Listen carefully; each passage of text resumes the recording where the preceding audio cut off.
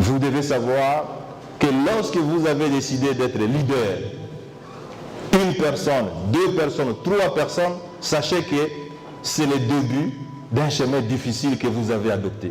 Les gens vont chercher à vous combattre, les gens vont chercher à s'opposer à vous, les gens vont dire que vous êtes sorcier, les gens vous disent que vous êtes arrogant, les gens vous disent... Mais la caravane continue. Quels que soient les aboiements, vous devez continuer. Vous avez votre radar fixé.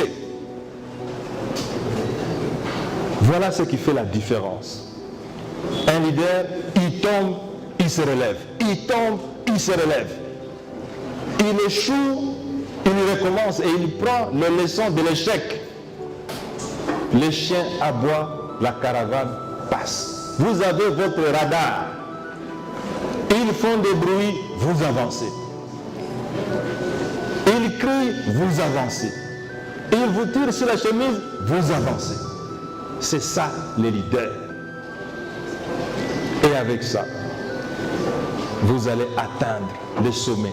Et ce sont ces mêmes personnes. Une fois que vous serez déjà arrivé et que vous serez grand et que vous aurez réalisé un rêve partagé par tout le monde, ils vont vous appeler grand. Vous avez vu, chers amis, le jour que Mandela est décédé. Tous les présidents du monde les plus grands que vous connaissez, y compris celui des États-Unis, tout le monde a bousculé son programme pour tout simplement assister aux funérailles de Nelson Mandela.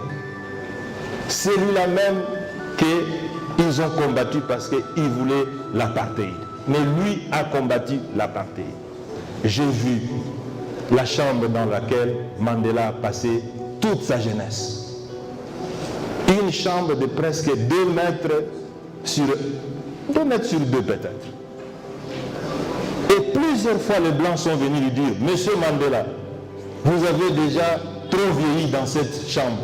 Nous voulons t'enlever et te rendre libre, mais dites simplement que vous arrêtez les combats contre l'apartheid. Il a dit, Monsieur, vous sortez, je préfère rester dans cette chambre, mini-chambre.